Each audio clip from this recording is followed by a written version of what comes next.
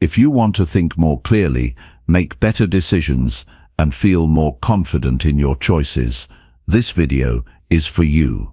Improving your critical thinking skills isn't about being perfect or having all the answers. It's about training your mind to see things more clearly, question what you hear, and find better solutions to everyday problems. Imagine waking up each day with a sharper mind, ready to tackle challenges without feeling overwhelmed or confused. What if you could stop doubting yourself and start trusting your judgment more? That kind of mental strength comes from learning simple habits anyone can practice. In this video, I'm going to share practical steps that you can apply right away to boost your critical thinking. These are not complicated theories or fancy tricks, just real, useful advice you can use in your daily life. You'll learn how to slow down your reactions, choose your thoughts intentionally, test ideas with real proof, and much more. By the end, you'll see how small changes in the way you think can lead to big improvements in your life. This is about growing your mind, gaining clarity, and building discipline that lasts. So stay with me, and let's start sharpening your thinking today. Chapter 1. Strengthen your mind by asking better daily questions. Every day, from the moment we wake up to the moment we lay our head down at night, our mind is busy interpreting, evaluating, and deciding. Most of the time, we don't notice it. We move through the hours based on habit, routine, and automatic responses. But behind every thought, there is a question. Behind every action, there is a belief we rarely stop to examine. And the quality of our questions, those silent recurring whispers we direct inward, shapes the strength of our thinking, the direction of our day, and ultimately, the outcome of our life. If we want to improve our critical thinking, we must begin by asking better daily questions. A weak mind asks vague, reactive questions like, "Why does this always happen to me?" or "What's wrong with everything today?" These kinds of questions are traps. They lead to narrow thinking, reinforce negative beliefs, and keep us stuck in loops of blame and confusion. On the other hand, a strong mind asks clear, productive questions like, "What can I learn from this?" or "What's the next right step here?" These questions open doors. They push us forward. They force us to become more aware, more honest, more responsible for what we think and how we choose to live. Changing the way we ask questions doesn't require intelligence, it requires courage. The courage to face ourselves, the discipline to slow down, the patience to seek truth even when it's uncomfortable, and the humility to accept that growth begins when we stop assuming we already have the answers. Asking better questions isn't about sounding wise or pretending to be deep. It's about becoming fully present with what's really going on inside us and around us. When your morning starts with the question, "What's the most important thing I need to do today?" rather than "How fast can I get through this day?" you begin with clarity instead of pressure.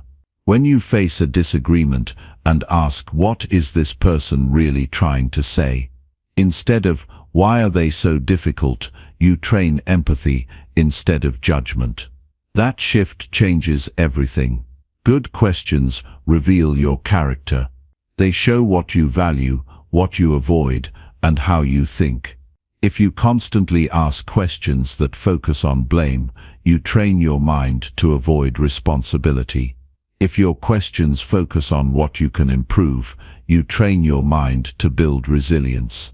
The first leads to weakness. The second builds strength. Strong thinkers don't need perfect answers. They know that perfection is an illusion. What they need is better direction, and that comes from intentional questioning. Every challenge, every setback, every doubt becomes a doorway when you approach it with the right question. When you ask, "What is this teaching me right now?" you break the pattern of complaining. you stop running from difficulty and begin learning from it. That one question can shift your entire mindset from victimhood to leadership. The discipline of daily questioning is not complicated, but it is hard. It requires you to interrupt your automatic thinking. It demands that you listen more carefully to your own inner dialogue. It pulls you out of comfort and into responsibility. And it doesn't always feel good at first. But over time, as you build the habit, you'll notice something powerful. Clarity will replace confusion. Focus will replace distraction. Action will replace overthinking. This isn't about asking hundreds of questions and drowning in analysis.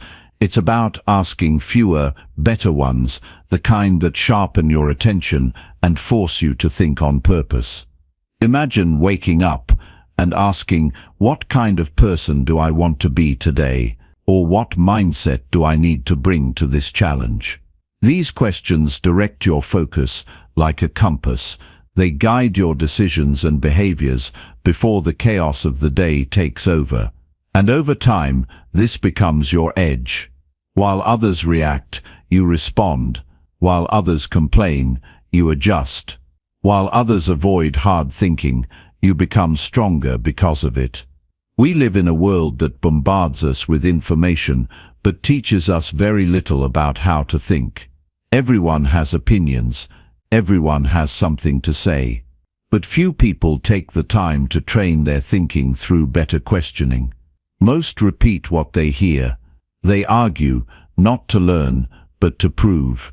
They speak, not to build, but to control. This is the weakness of passive thinking. It produces noise but no direction. But when you live with the habit of strong internal questioning, you develop a mind that cannot be easily misled. You stop falling for distractions. You no longer depend on the opinions of others to form your reality. You become grounded, thoughtful, and aware. This is the foundation of a resilient life. You don't need to wait for a crisis to start asking better questions. You can begin right now. Before making a decision, ask, is this aligned with my values or just my emotions? Before forming a judgment, ask, do I have enough information to be certain, or am I reacting out of habit? Before quitting something hard, ask, what might I regret more, pushing through or walking away? These questions are not magic, but they are mirrors. They reveal what's driving you, and they help you see clearly when emotion clouds your judgment. It's also important to ask questions that challenge your comfort. Growth is uncomfortable. Most people avoid it because it forces them to change. But if you want a stronger mind, you must be willing to ask, where am I lying to myself? Or what truth am I avoiding because it's painful? These are difficult questions, but they are the ones that matter most. They bring pain, yes, but also freedom. Because when you face the truth, you stop being controlled by fear. Better questions also improve your relationships. When someone disagrees with you, ask yourself, what experience might have shaped their view, or what are they trying to protect by holding this belief? These questions soften your ego and open the door to understanding. You stop reacting and start connecting. This doesn't mean you always agree, but it means you are thinking clearly, not emotionally. And that's the difference between conflict and growth. Asking better questions also improves how you handle failure. Instead of why am I so bad at this, you ask, what skill do I need to build to get better? Instead of why did I mess up again, you ask, what pattern is repeating and how can I change it? This shift turns failure into fuel. You stop seeing mistakes as proof of your limits and start seeing them as signals for what to improve. The most important thing to understand is that your questions shape your reality. Your brain is always listening. If you ask shallow questions, it gives you shallow answers. If you ask smart, focused questions, it begins to search for solutions, not problems. This is how change happens from the inside out. Start small. Begin your mornings with one strong question: what kind of person do I want to be today? Write it down. Reflect on it, then act on it. During the day, when something frustrates you, ask, what is this moment teaching me? Before you go to sleep, ask, what did I learn about myself today? These are not just routines, they are disciplines of the mind. They rewire your thinking, little by little, until your entire life becomes sharper, calmer, and more intentional. Most people never question their thinking. They confuse speed with intelligence, loudness with truth, and certainty with wisdom. But the strong thinker understands that asking the right question is more important than having the right answer.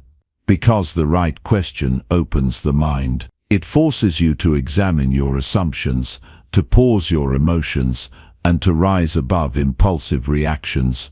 It turns noise into clarity. This is what separates those who grow from those who stay stuck. The ones who grow are not always the smartest, but they are the most curious. They are willing to be wrong.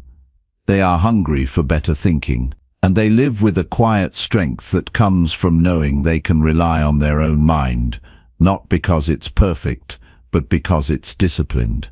So, if you truly want to strengthen your mind, don't start with new information. Start with new questions, and ask them daily, not once. Make it a habit. Build it into your routine. Write your questions in a journal. Say them out loud when you feel confused. Use them when you're angry, when you're tired, when you're unsure. That's when they matter most. Because anyone can think clearly when life is easy. The real test of strength is how you think when life is not. And remember, no one else can do this work for you. You must build your own thinking. You must train it like a muscle. The world will tempt you to copy, to follow, to rush, but your job is different. Your job is to pause, to question, to choose. That's how you build a strong mind. Not by always being right, but by being willing to think deeply, honestly, and consistently. You will notice over time that better questions change not only how you think, but how you feel. You'll stop overreacting to things that once bothered you. You'll stop chasing answers that don't matter. And you'll begin to live with more purpose, because you're no longer lost in confusion. You're thinking with clarity. The power to change your life is already within you. It starts with one simple act repeated every day, asking better questions, not to impress others, not to sound smart, but to think clearly, to see what matters, to act with strength. That is how you grow. That is how you win. And that is how you become someone who lives on purpose, not by accident. The rest of the world may chase noise, but you will choose thought. And from that, everything changes. Chapter 2. Challenge your beliefs by seeking the opposite view. Every person walks through life carrying a set of beliefs that guide their choices, shape their opinions, and filter every experience they have. Most of these beliefs were formed early, without our full awareness. They came from parents, culture, teachers, media, past pain, and personal wins. We absorb them naturally, then carry them unconsciously. They influence how we see people, how we handle conflict, how we define success, and how we respond to failure. But very few of us stop to ask if those beliefs are actually true, or if they are just familiar. If you want to grow mentally and emotionally, you must challenge your beliefs by actively seeking the opposite view. This isn't about becoming a contrarian. It's about becoming grounded in reality rather than comfort. Comfort holds tightly to what feels right. Growth looks deeper to find what is right. When you train yourself to look at views that oppose your own, you stretch the limits of your understanding. You test what you believe, not to prove others wrong, but to make sure you're not fooling yourself. There's strength in doing that. It means you care more about truth than ego. A weak mind defends itself with certainty. It shuts out anything that contradicts its beliefs. It sees disagreement as an attack. But a strong mind does something different. It listens, not to obey, not to agree blindly, but to learn. A strong thinker can sit with an uncomfortable idea, not because they accept it, but because they want to understand it fully before they judge it. That's where real thinking begins. When you seek the opposite view, you disrupt your bias. Bias is what causes people to interpret the world in ways that confirm what they already believe. It makes you blind to evidence that contradicts your opinions. It pushes you to gather information in ways that protect your identity instead of revealing the truth. You stop seeing things as they are, and instead, you see them as you want them to be. This is dangerous, not just intellectually, but in every area of life. It keeps people stuck. It keeps teams divided. It keeps leaders from making good decisions. But when you train yourself to examine the other side honestly, your view becomes clearer. You stop operating from fear and start operating from awareness. It doesn't take brilliance to do this. It takes discipline. It's easier to only follow people who agree with you. It's easier to shut down arguments that make you uncomfortable. But ease doesn't build mental sharpness. Effort does. When you hear a view that goes against yours, stop and ask what part of this could be true. You don't have to agree with it. Just explore it. Then ask, why do I believe what I believe? Where did it come from? Have I tested it recently? These questions open a window in the mind. They bring light into dark corners you haven't visited in a while. Most people confuse agreement with validation. They want the world to reflect back their beliefs so they can feel safe. But seeking only agreement makes you fragile. It makes you defensive when challenged. It creates an illusion of certainty that falls apart under pressure. On the other hand, when you expose your beliefs to opposition and they still stand, you become more grounded, not less. You're no longer held up by emotion, you're held up by clarity. This mindset matters in every part of life. In your work, if you only look for evidence that your strategy is right, you miss critical flaws. But if you ask, what would someone who disagrees with me say about this plan?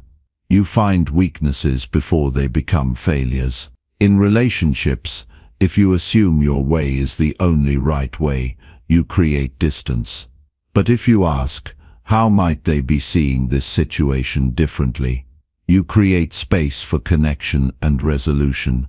In personal development, if you protect every belief from being questioned, you stay stuck in the same mental cycle, never learning, never improving. The moment you feel defensive is often the moment you need to lean in. Discomfort is not a sign of danger, it's a sign of growth. When someone presents an opposite view, resist the urge to react. Don't rush to prove them wrong. Just sit with it. Think. Ask yourself what they might be seeing that you're not. Even if they're completely off base, the process of investigation makes your thinking stronger. It forces you to be honest about your own blind spots. It's also important to understand that seeking the opposite view isn't about abandoning your principles. It's about refining them.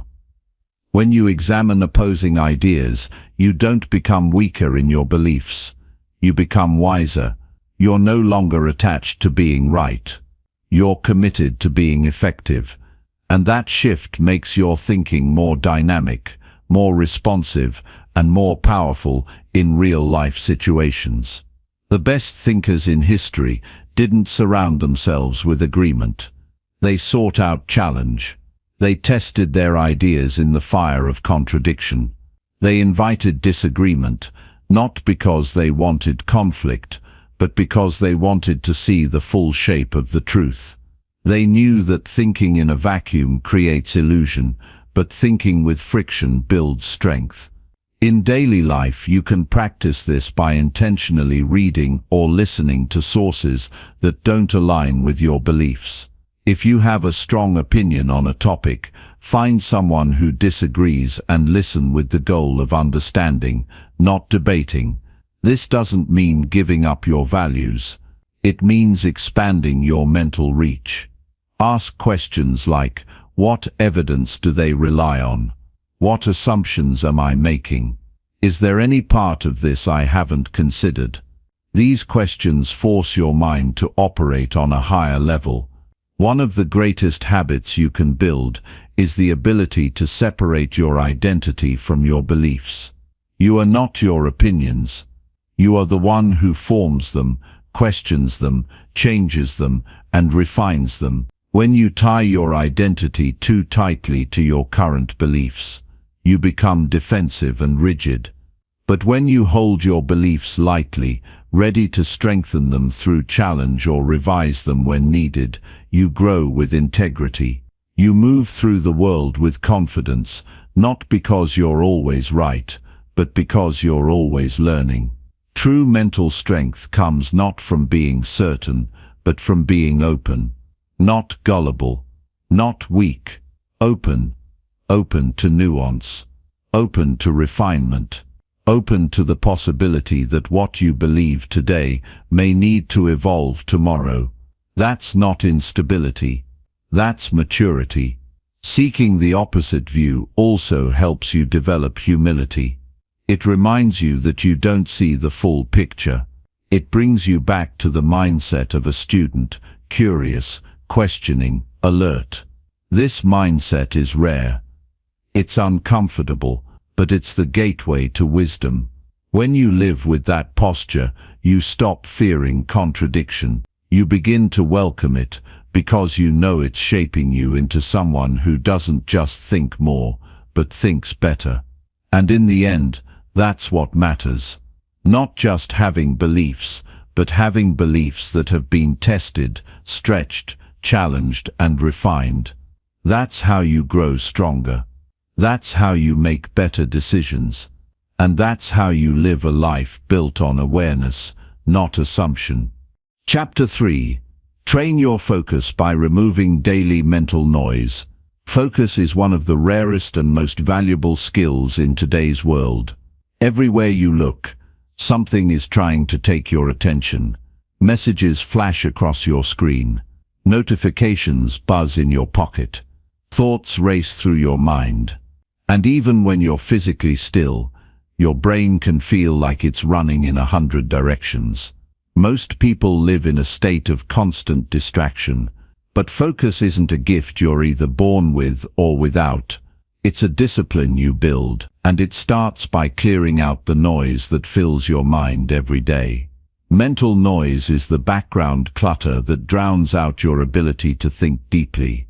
It's the random thoughts, worries, urges, and half-finished ideas that never settle. It's the mental tabs left open from yesterday's problems, tomorrow's plans, and everything in between. You can't think clearly when your attention is pulled in 10 directions.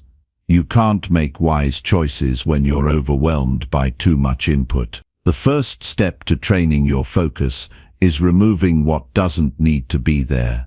Start by looking at how your day begins. Many people open their eyes and immediately reach for their phone. They scroll through updates, answer messages, check news, and consume opinions before their own mind has even had a chance to breathe. When you begin your day reacting to outside input, you lose control of your inner space. Instead of starting with intention, you start with interruption, and that choice ripples through the rest of your day. A clear mind requires boundaries. What you allow in is just as important as what you keep out.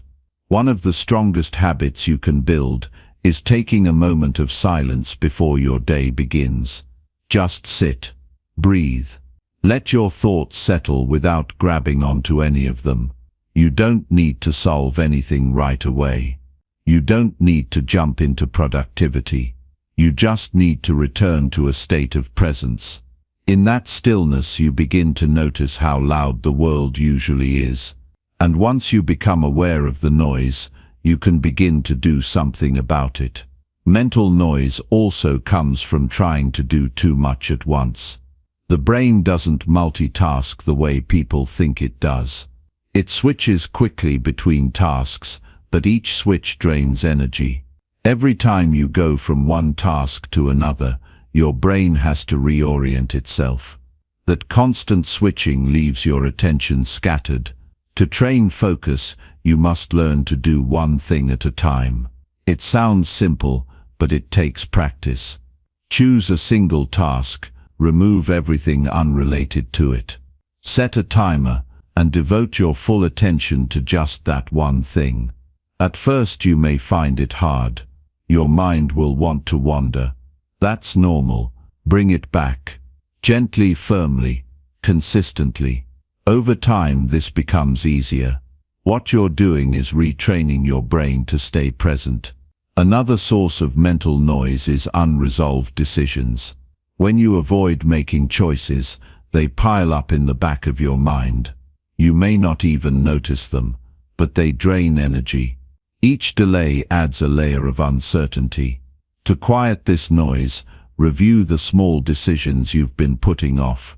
Make a list, then take action. It could be scheduling an appointment, replying to a message, organizing a space, or committing to a plan. Every choice you close frees up space in your mind. You don't need to solve everything right now, but stop letting the avoidable things follow you all day. What you consume also plays a huge role in the noise you carry. Information is not neutral. It takes up space. When you scroll endlessly, read opinions all day, or flood your mind with news you can't control, your inner world becomes reactive and noisy. Be selective. Choose your input carefully. You don't need to know everything. You need to understand what matters. That requires clarity, not constant stimulation. Focused minds are fed by focused content. Even internal dialogue can become a source of noise. Most people have a voice in their head that never stops. It comments, criticizes, worries, plans, replays conversations, and invents scenarios. If you're not careful, this voice can lead you in circles. To quiet this mental chatter, start observing it. Step back from your thoughts and just watch them. Don't argue, don't resist. Just notice. This practice alone begins to reduce the volume. Over time, you'll realize you're not your thoughts. You're the one who sees them. That small shift brings enormous peace. Training your focus also requires creating protected time. You can't expect deep thinking to happen in an environment that constantly interrupts you. Set aside blocks of time where you're unreachable. Turn off notifications. Put your phone in another room. Let others know you're not available during that time. Focus doesn't thrive by accident. It requires intention and space. It's not always convenient, but it is always worth it. Your environment reflects your mind. Cluttered surroundings create mental friction. If your desk, room, or workspace is filled with random items, unfinished tasks, or open tabs, your mind absorbs that clutter. Take time to organize your space. Remove what you don't need. Put things in order. You'll notice a subtle shift inside. Physical clarity supports mental clarity. The outer world and the inner world are more connected than we think. Rest is also a necessary part of focus. Exhausted minds can't concentrate. If you're constantly tired, overworked, or overstimulated, you won't be able to focus, no matter how hard you try. Prioritize sleep. Step away from screens before bed. Create a winding down ritual that signals to your brain, it's time to slow down. Focus is not just about what you do during the day, it's also about how well you recover. Give your brain time to rest so it can work at its best when you need it. Building focus isn't about perfection, it's about consistency. Some days will be clearer than others. That's okay. What matters is that you return to the practice. You catch yourself when you drift. You recommit to clarity. You simplify what you can. And over time, you create a mind that isn't ruled by chaos, but guided by discipline. When you reduce the noise, you begin to hear yourself again. You notice what matters. You make better decisions. You respond rather than react. You move through the day with purpose instead of just surviving it. Focus gives you your power back. It allows you to create, to grow, to lead, and to live with depth. In a world full of noise, your ability to stay clear is a rare and valuable strength. And it starts with removing what you no longer need, inside and out. Chapter 4. Test every idea by using real-life proof. Ideas are everywhere. You hear them from people, read them in books, see them in videos, and form them in your own mind. Some ideas sound wise, others sound exciting, and many sound convincing. But sounding good doesn't make something true. Thinking clearly means you don't take ideas at face value. It means you test them against something stronger than words. You test them against what actually works. You test them against real life. When you rely only on theory, you create assumptions. You expect results based on what should happen, not on what does happen. And that gap between expectation and reality is where most people become lost. They try advice that sounds smart but fails them. They hold beliefs that comfort them but lead to poor choices. They follow ideas they've never questioned and end up confused when life doesn't respond the way they hoped. The cure is simple, but not always easy. Proof over opinion. An idea has value only if it holds up in the real world. If it improves your choices, helps others, or solves a real problem, it earns its place. But if an idea weakens your results, traps you in false thinking, or leads you away from truth, it must be changed or discarded, no matter how good it sounds. Truth is not found in how loudly something is said or how many people agree with it. It's found by testing. It's found through observation. It's found by paying attention to what actually happens, not what people promise. Start by questioning your own ideas. Ask yourself where they came from. Did you try them, or did you just accept them? Have they made your life clearer or more complicated? Do they match what you see happening around you? You don't have to abandon everything you believe, but you do need to hold your ideas with strength and humility. Strength means you're not easily shaken. Humility means you're willing to change when reality teaches you something new. This balance keeps your thinking honest. Real-life proof often begins with experience. You try something. You observe what happens. You reflect on the result. Then you adjust. This process takes patience, but it's how real knowledge is built. Don't just think about what might work. Apply it. Don't assume an idea is right because it's popular. Put it to the test. If someone tells you a strategy will bring peace, try it and see if your stress actually reduces. If a method is said to improve discipline, use it and track your consistency. If a belief is said to bring clarity, apply it during confusion and observe what shifts. Ideas that are true will prove themselves. They don't need to be defended with emotion. They hold up on their own. Be cautious with second-hand certainty. People will speak with great confidence about things they've never tested. They repeat ideas passed down from others without ever asking if they work. Just because something has been said many times doesn't make it useful. The danger isn't just in being wrong, it's in being confident about something that doesn't serve you. This kind of false confidence blocks growth. It convinces you that you already know, when in reality, you haven't looked closely enough. One of the most powerful habits you can build is tracking results. If you apply an idea, write down what happens. Measure your progress. Track how you feel. Document the effects. Over time you'll gather proof. You'll know what works for you, not in theory but in practice. This personal evidence becomes your guide. It gives you clarity. Others can't shake. It keeps you rooted in truth instead of trends. Most people don't track. They move through life by memory and emotion, which are unreliable. If you want your thinking to sharpen, let real life become your feedback system.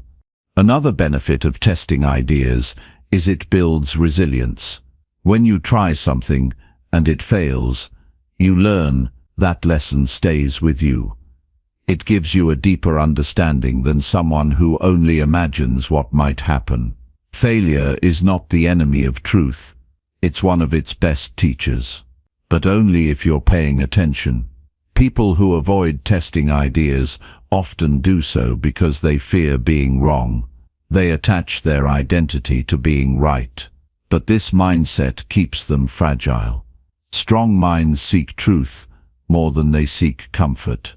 They know that being wrong is just part of becoming wise. Also pay attention to patterns. Life leaves clues. If an idea works once, that's interesting. If it works repeatedly across situations, it's powerful. But if it only works under certain perfect conditions, it's limited.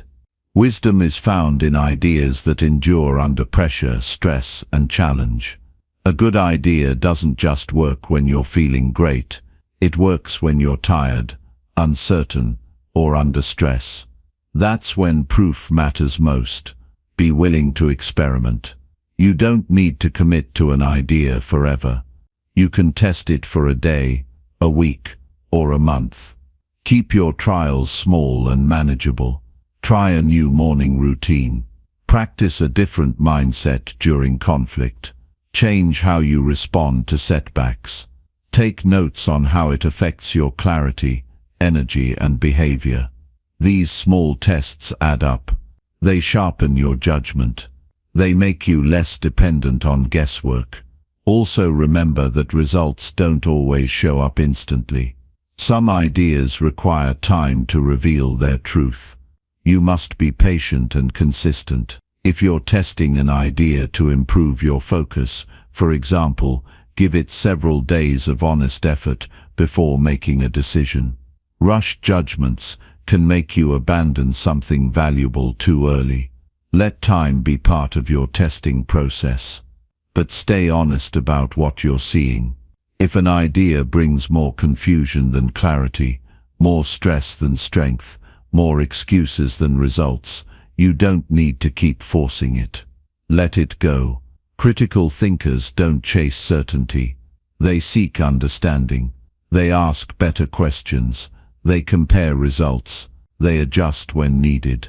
And they stay open to learning. Their minds are not rigid but grounded. They don't argue for ideas just to win. They explore them to grow. This mindset creates freedom. It allows you to think for yourself, choose wisely, and build a life that is rooted in reality, not opinion.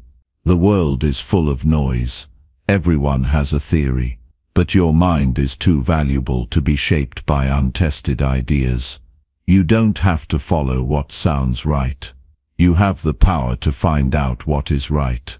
You do that by looking at what works. You do that by thinking, testing, learning, and applying. You do that by turning ideas into action and letting the results speak. This is how you build a mind that sees clearly, not through loud beliefs, but through quiet proof. Chapter 5. Sharpen your judgment by slowing down your reactions. Most people act before they think. They react instead of responding. They speak too soon, decide too quickly, and assume too often. And with every fast reaction, their judgment becomes weaker. Wisdom doesn't rush. It observes, it listens. It considers what's not being said. It creates space between what happens and how you respond to it. That space is where clarity lives, and without it, you become a slave to impulse. Slowing down your reactions doesn't mean you freeze or avoid taking action. It means you hold your ground long enough to understand what's really happening. It means you give yourself permission to wait, reflect, and assess. The sharpest minds are not those who always know the answer, but those who give themselves time to ask the right question.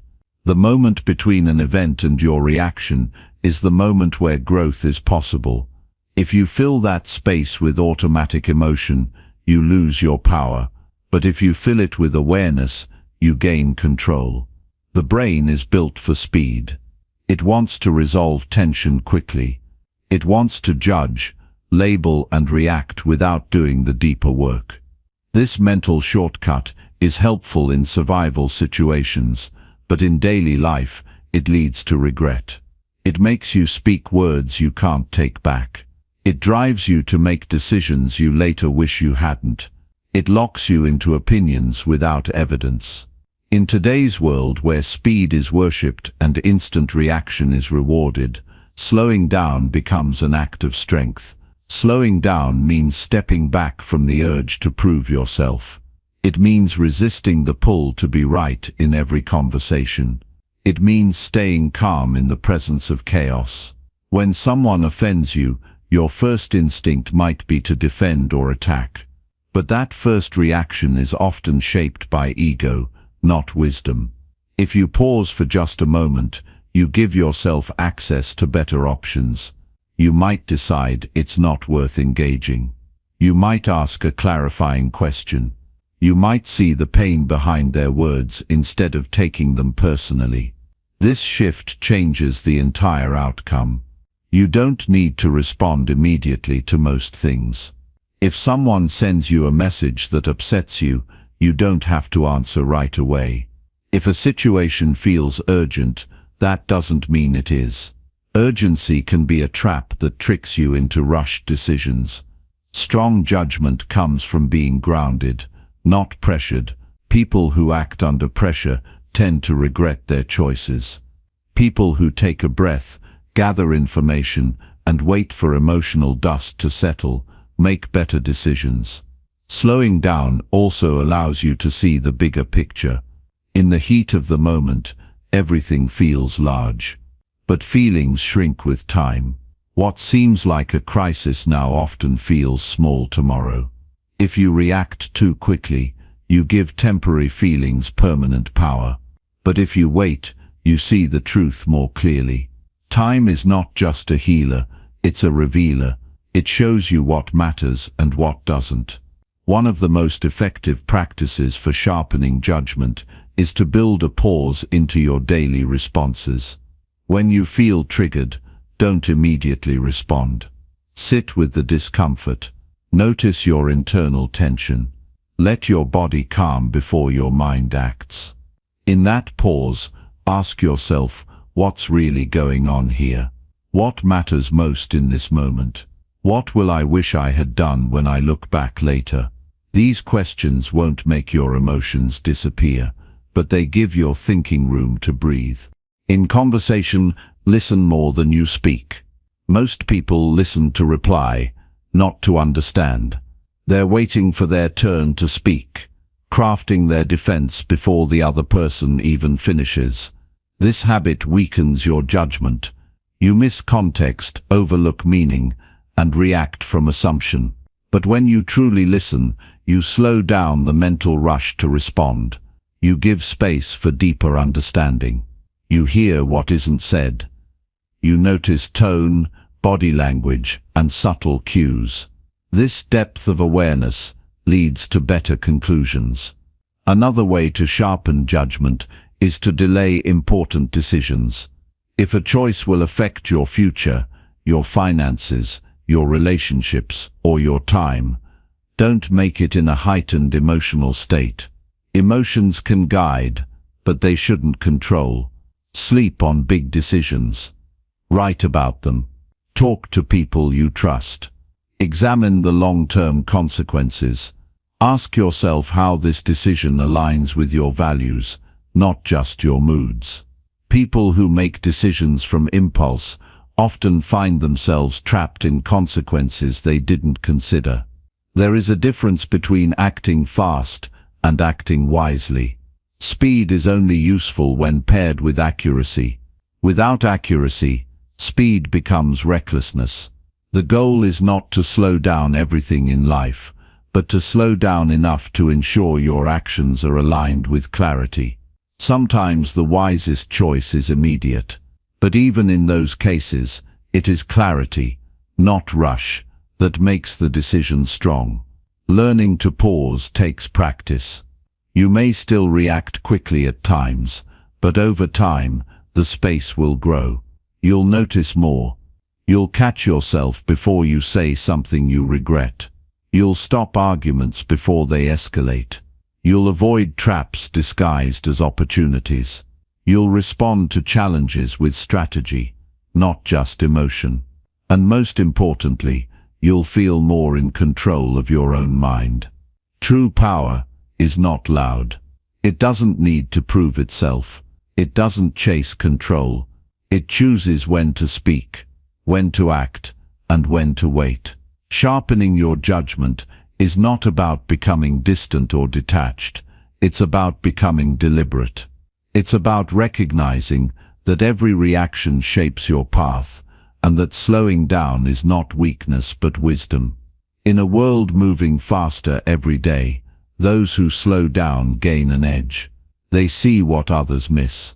They make fewer mistakes. They recover faster from setbacks. They lead themselves with discipline. Slowing down doesn't mean doing less. It means doing what matters most with greater purpose.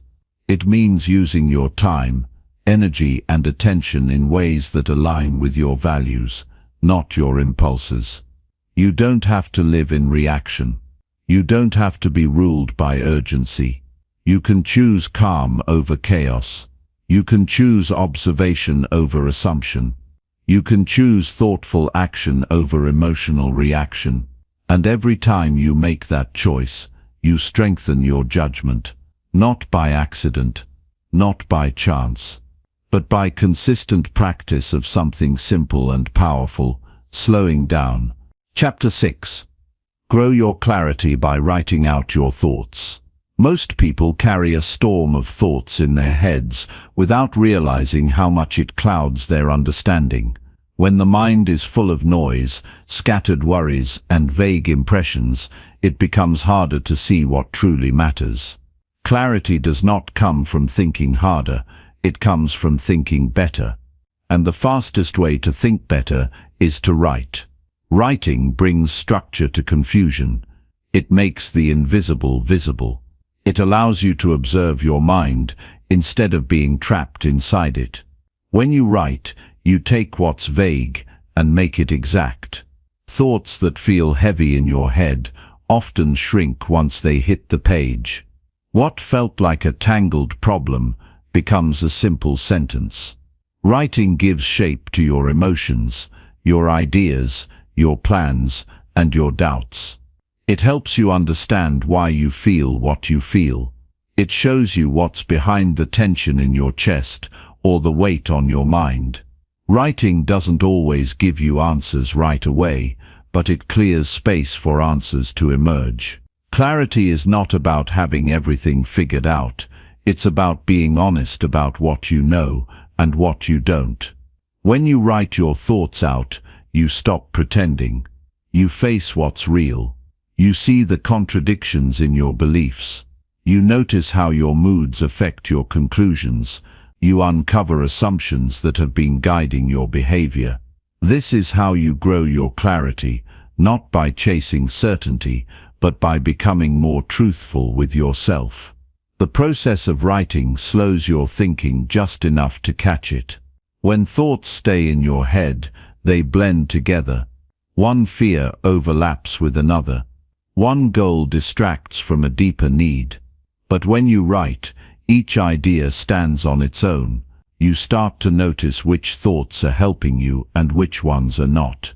You see the difference between worry and wisdom, between emotion and fact.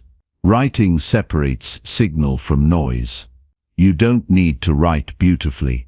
You don't need perfect grammar. You don't even need to write for long. What matters is that you write honestly. A few minutes each day is enough to begin building clarity. Write what's bothering you. Write what you're grateful for. Write the questions you can't stop thinking about. Write the choices you're unsure of.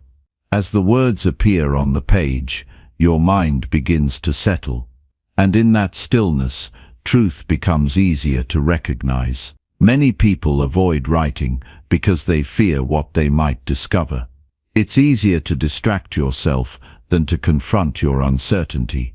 But real growth only happens when you're willing to face your own thinking. Writing removes the filter. It shows you where you've been lying to yourself.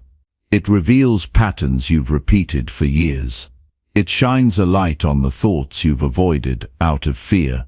And once you see them, you're no longer at their mercy. Writing also helps you prepare for challenges. Before an important conversation, write down what you want to say. Before making a tough decision, write down the risks and rewards. When your mind feels scattered, take 10 minutes to list your priorities. This simple act of putting thoughts into words can prevent countless mistakes. It gives you a reference point when your emotions try to take over. It creates a foundation of intention instead of reaction. If you struggle to focus, writing can bring you back. If you feel overwhelmed, writing can slow your heart rate.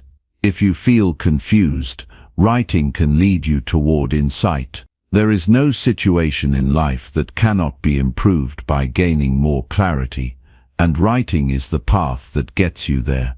You might think better when you talk to others, but even in conversation, your thoughts are shaped by social pressure, expectations, or the fear of being judged. Writing is private. It's a space where you can be fully honest without fear. That privacy creates freedom. You can say what you really mean. You can explore thoughts you're not ready to share. You can practice being real with yourself before being real with the world. Over time, writing becomes more than a tool.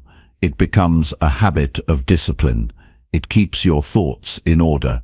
It reduces the chaos of your inner world. It builds the mental muscles you need to think independently, to make better decisions, and to understand yourself on a deeper level. The more you write, the more you realize how often your mind runs on autopilot. You start to challenge your automatic thoughts. You learn to think more slowly, more clearly, and more deliberately.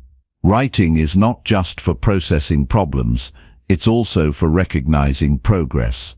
When you look back at what you wrote a week ago, a month ago, or a year ago, you begin to see how much you've grown.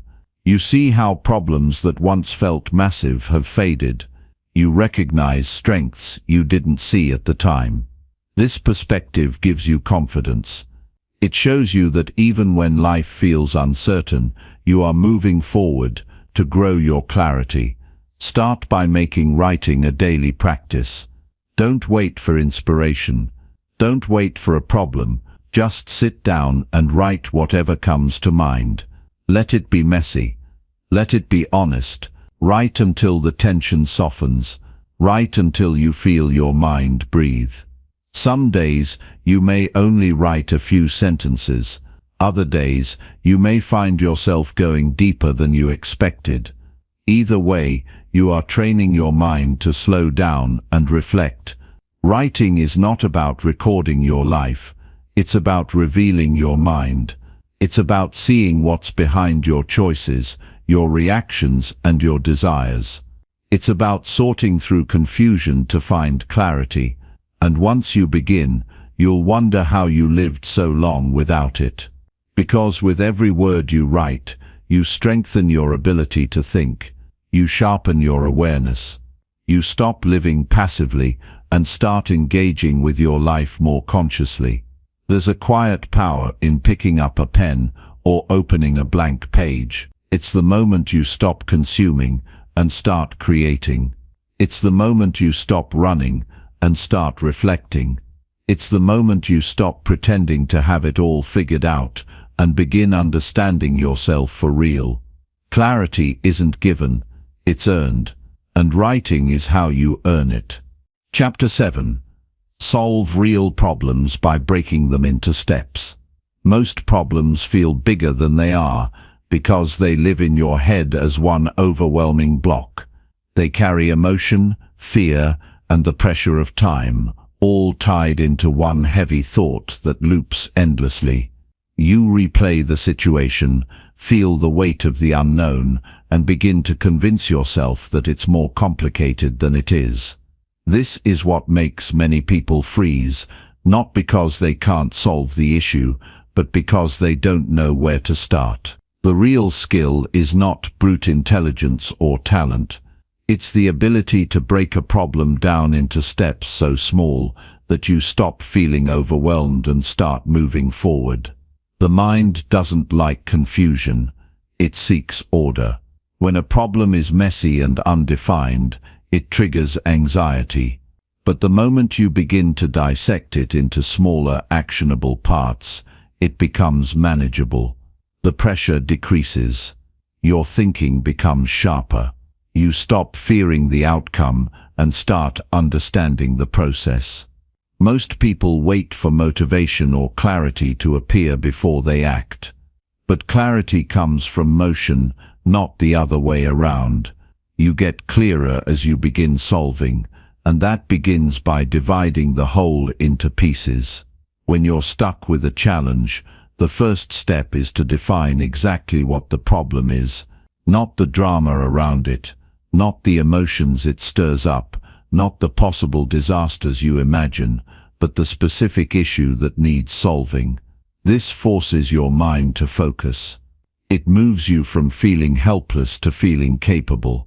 A problem that is clearly named is already half solved. You move from everything is falling apart to I need to renegotiate my deadline. You shift from I can't do this anymore to I need help managing this task. Specificity reduces fear. It strips the problem of its emotional fog. Next, you ask yourself, what is the smallest possible step I can take?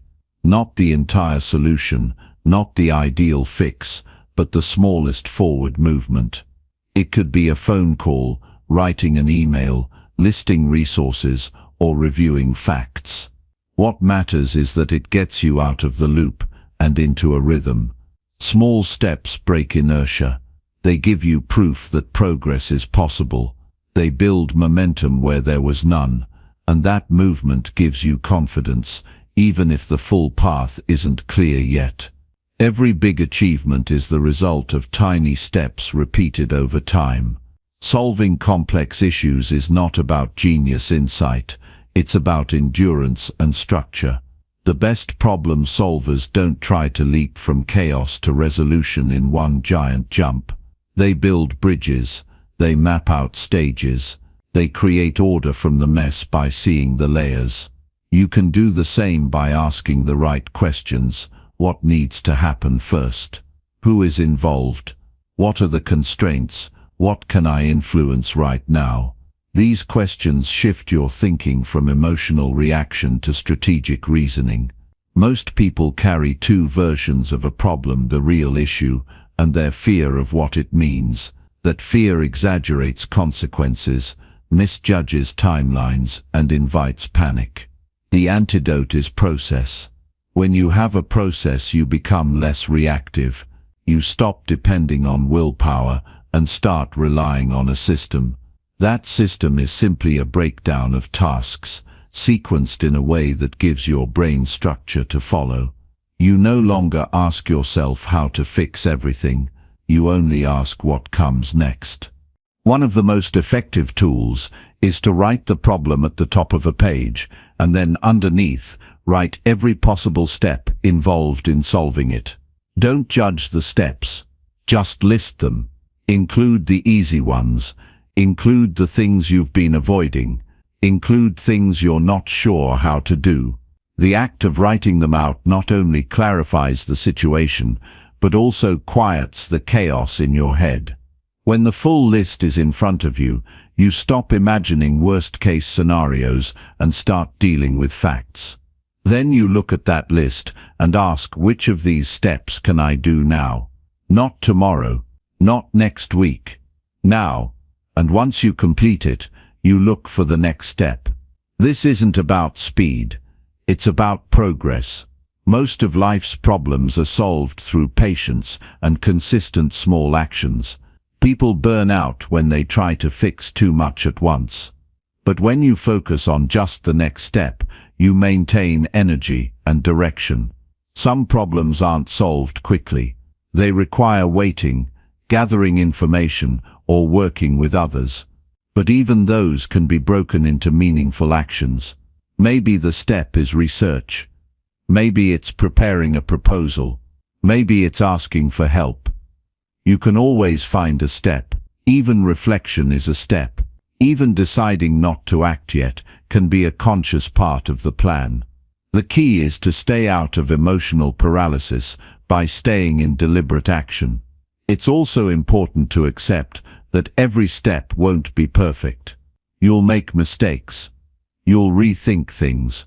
But movement brings feedback.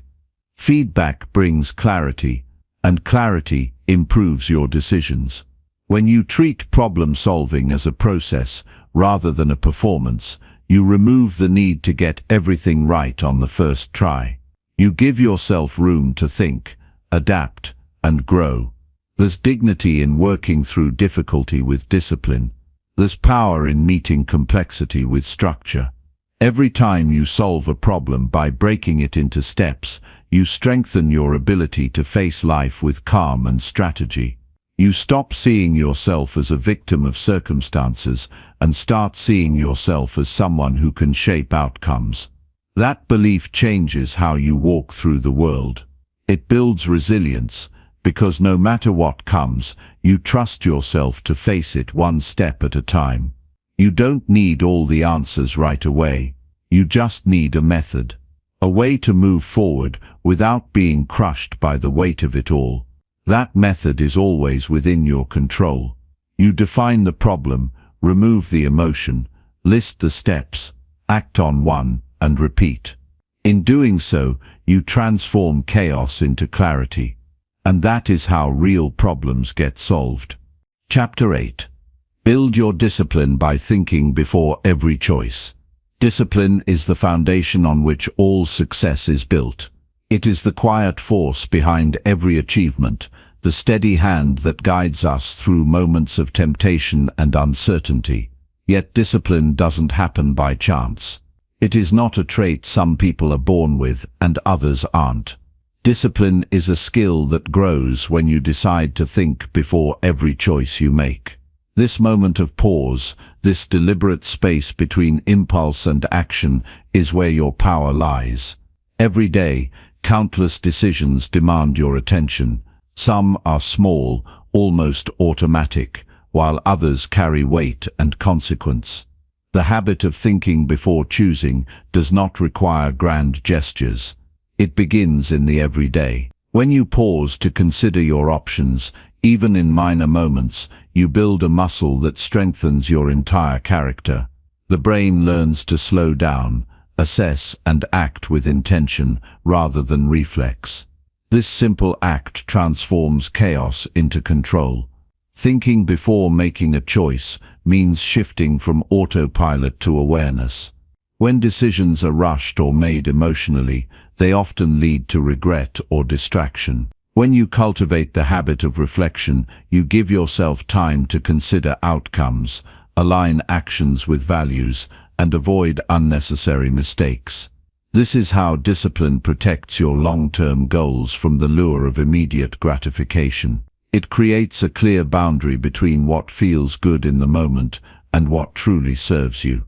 Start by recognizing the small moments where you habitually react without thought. Maybe it's reaching for your phone the second a notification pops up. Perhaps it's responding sharply to someone without listening fully. It could be eating or spending impulsively. These moments are not failures, they are opportunities to train your mind. When you catch yourself in the act, take a breath and ask what you really want in that situation. This awareness is the seed of discipline. Discipline is not about restriction or punishment. It is about freedom, the freedom to choose what aligns with your values and goals. Thinking before every choice is a way to honor yourself. It means you don't surrender control to fleeting feelings or external pressures. Instead, you stand firm in your ability to decide consciously. This practice sharpens your judgment, helps you prioritize effectively, and gradually rewires your habits. When faced with decisions, large or small, pause briefly to ask 3 simple questions. What are my options? What are the possible consequences? Which choice aligns with what matters most? Answering these questions doesn't have to take long. Even a few seconds of deliberate thought can shift your behavior profoundly. The brain thrives on patterns, and when you build this pattern consistently, you develop a reliable decision-making process. This discipline also helps you resist distractions that steal time and energy. In a world full of constant stimuli, thinking before acting allows you to maintain focus. It prevents impulsive reactions that often derail progress. When you cultivate this habit, you notice how your actions become more purposeful and your days more productive. You reclaim control over your attention and use it where it counts. Another powerful benefit of thinking before every choice is emotional regulation. Often impulsive decisions come from reacting to strong emotions, anger, fear, excitement. By inserting a moment of thought, you create space to observe your feelings without being driven by them. This space helps you respond thoughtfully rather than react destructively. Over time, you build emotional resilience, which is a cornerstone of discipline. Discipline through thoughtful decision-making requires patience and persistence. There will be times when you slip back into old habits of instant reaction. This is natural and expected. The key is not to judge yourself harshly, but to return to the practice with kindness and determination. Every time you pause to think, you reinforce the habit and deepen your self-control. Gradually, this becomes second nature. Journaling can be a powerful tool to strengthen this discipline. At the end of each day, reflect on moments where you acted with intention versus moments where you reacted impulsively. Writing down what you learned from these experiences helps solidify your awareness. It also encourages accountability to yourself. This reflection turns abstract ideas into concrete lessons that guide future behavior. Building discipline is also about understanding that every choice shapes your identity. You are not just making decisions in isolation, you are constructing the person you become. Each thoughtful choice reinforces a version of yourself that values control, clarity, and purpose. Over time, these small acts define your character more than any single achievement. This awareness provides motivation to keep practicing, even when it feels challenging. It's important to recognize the power of environment in supporting discipline. Surround yourself with people and settings that encourage deliberate action rather than impulsivity. Remove or reduce temptations that make impulsive decisions easier. For example, if you want to avoid distractions, create spaces dedicated to focused work. If you want healthier habits, keep tempting junk food out of reach. Thoughtful choices extend beyond the moment. They include designing your world to help you succeed. Discipline is not about perfection, it's about commitment. Even when you fail to think before a choice, you can choose to get back on track. This cycle of effort, slip and return builds resilience and humility. It teaches you that discipline is a lifelong practice, not a one-time achievement. Accepting this truth frees you from the pressure of being perfect and invites steady growth. As discipline strengthens, decision fatigue lessens. When you think before every choice, you reduce wasted energy on regrets and corrections. Your mind becomes clearer and your actions more aligned with your goals. This creates a virtuous cycle where discipline feeds confidence, and confidence fuels further discipline. This feedback loop is essential for sustained personal growth and critical thinking. In moments of doubt, remind yourself that discipline begins with the willingness to pause. This willingness is a form of respect for your future self. It honors your dreams by preventing careless decisions that could derail your path. Each thoughtful choice is a step toward the life you want to live. This perspective transforms discipline from a chore into a meaningful commitment to your own excellence. The journey to build discipline by thinking before every choice will not always be easy. It requires conscious effort to interrupt ingrained habits. It demands courage to face discomfort and uncertainty. But the rewards are profound. You gain clarity in decision-making, control over impulses, and alignment with your highest values. These benefits ripple into every area of life: relationships, career, health, and self-esteem. In practical terms, build your discipline by creating simple reminders to pause. Use alarms, notes, or mental triggers to catch impulsive moments. Practice mindful breathing or counting to 3 before acting. These techniques create a buffer between stimulus and response. Over time, this buffer grows and the pause becomes instinctive. The power of this habit lies not in a single act but in consistent repetition.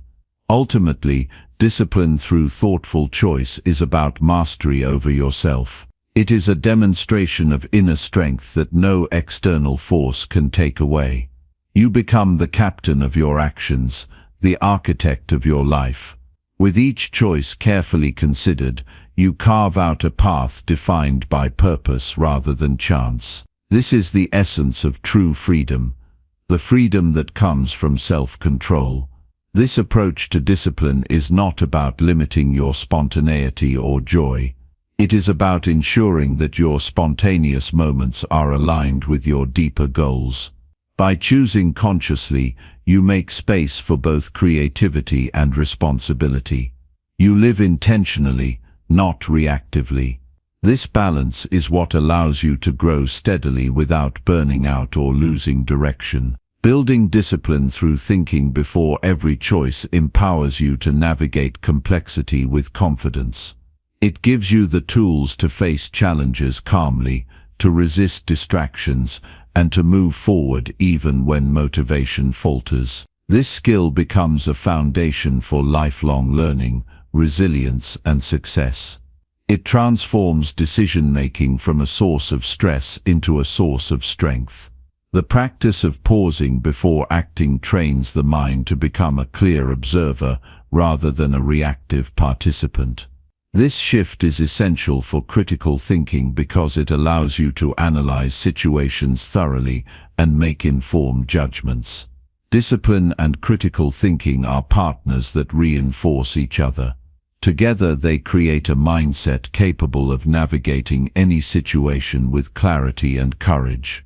In the end, building discipline by thinking before every choice is an act of self-respect and commitment to growth.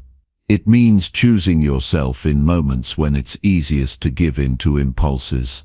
It means valuing the long term over the short term. It means living with intention every day.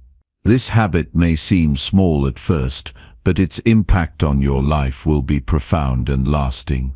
It is a powerful way to improve your critical thinking skills and transform your life. Chapter 9. Expand your mind by learning something uncomfortable daily. Growth rarely happens in comfort zones. When your mind is stretched beyond familiar boundaries, that's when real expansion occurs.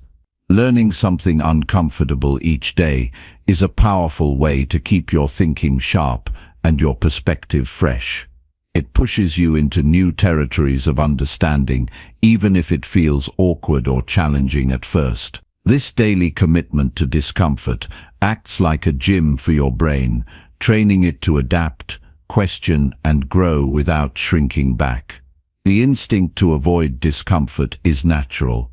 We prefer what feels safe, known, and easy. Yet, staying within these boundaries limits our ability to see things differently or solve complex problems.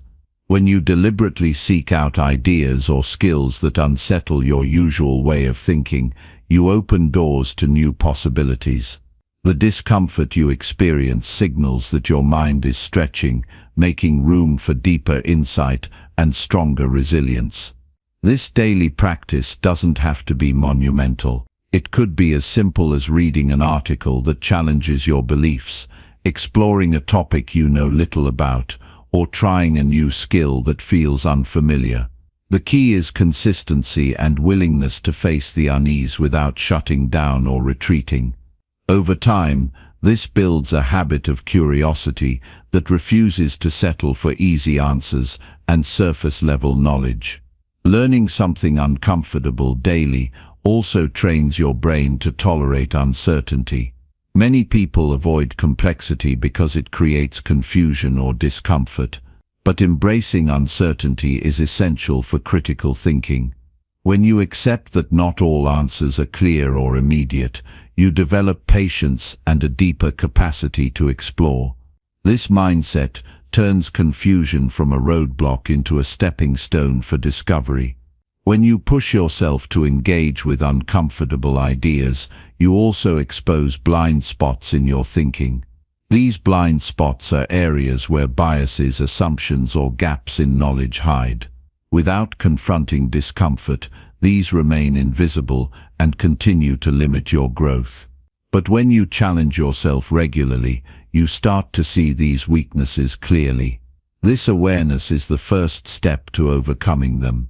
Expanding your mind daily through discomfort also builds mental flexibility. The ability to adapt your thinking to new information or perspectives is vital in a world that constantly changes. If your mind stays rigid, you risk becoming outdated or stuck in ineffective habits. By contrast, embracing discomfort teaches you to pivot, reconsider, and refine your ideas. This adaptability is a hallmark of intelligence and wisdom. Another benefit of this practice is increased confidence in handling challenges. The more you expose yourself to unfamiliar or difficult concepts, the less intimidating they become. What once seemed confusing or overwhelming gradually becomes manageable. This confidence spills over into other areas of life, allowing you to tackle problems with a calm and open mindset. This process is not about forcing yourself to like every uncomfortable idea or agree with it. Rather, it's about developing the courage to face what you might resist or avoid. It means being willing to listen without immediate judgment and to question your own reactions. This openness deepens your understanding and strengthens your ability to engage constructively with diverse perspectives. The discomfort of learning something new can sometimes trigger frustration or self-doubt. This is natural. When you encounter complexity, it's easy to feel overwhelmed or question your abilities. The difference lies in your response. Instead of giving up, remind yourself that discomfort is a signal of growth. Persist through these moments, knowing that the struggle will lead to greater clarity and strength. To sustain this habit, make learning uncomfortable daily a part of your routine. Set aside time each day for reading, listening, or practicing something that challenges your current knowledge or skills. Treat this time as an investment in your intellectual health. Just as physical exercise requires regular effort, so does mental expansion. This consistency makes discomfort familiar and less intimidating over time. Seek out sources that are reputable but diverse in viewpoint. Exposure to a variety of ideas, even those you disagree with, enriches your thinking. When you engage respectfully with contrasting opinions, you sharpen your reasoning and gain empathy. This broader perspective reduces the risk of becoming trapped in echo chambers that reinforce existing beliefs without challenge. Incorporate reflection as part of this daily learning. After engaging with something uncomfortable, take a moment to consider what it revealed about your own mindset. Did it expose an assumption you hadn't noticed? Did it raise questions you hadn't considered before? Reflection deepens the learning process and connects new insights to your existing knowledge. Sharing what you learn with others can also enhance this growth. Conversations that explore difficult ideas create opportunities for feedback and further insight. They test your understanding and force you to articulate your thoughts clearly. This social aspect of learning turns discomfort into dialogue, building not only your mind but your relationships.